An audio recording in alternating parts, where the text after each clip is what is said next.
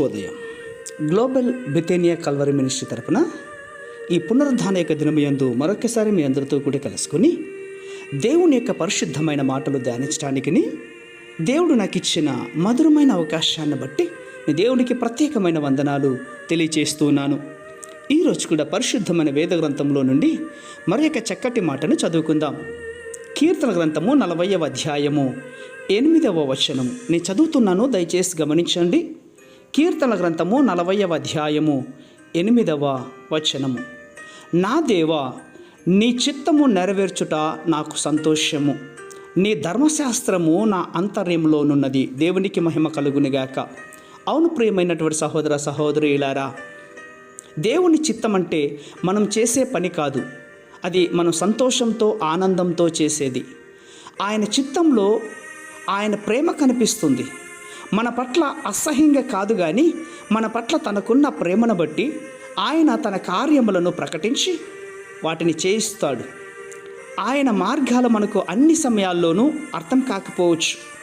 దేవుడు మనలను విడనాడని మనం కొన్నిసార్లు అనుకోవచ్చు, కానీ మనం ఆయన చిత్తాన్ని ప్రేమించాలి. మన హృదయాలు ఆయన చిత్తంలో ఆనందం పొందితే అప్పుడు ఆయన హృదయంలోకి మనం చేరబడతాం. దేవునికి స్తోత్రం కలుగునుగాక. దేవుని వాక్యం ఆయన చిత్తాన్ని బయలుపరుస్తుంది.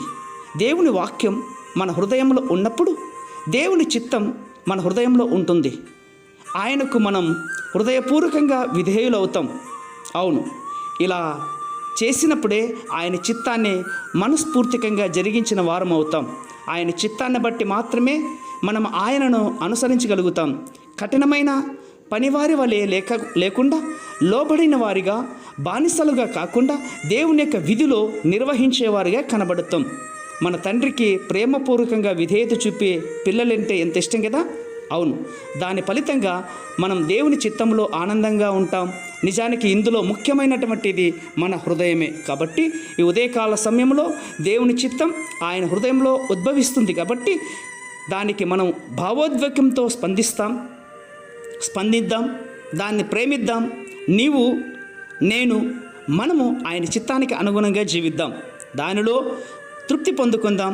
ధర్మశాస్త్రానికి, దేవుని యొక్క విధేయతకు మనము పాత్రలుగా జీవించి దేవుని యొక్క రాజ్యాన్ని కట్టేవారమై ఉందాం.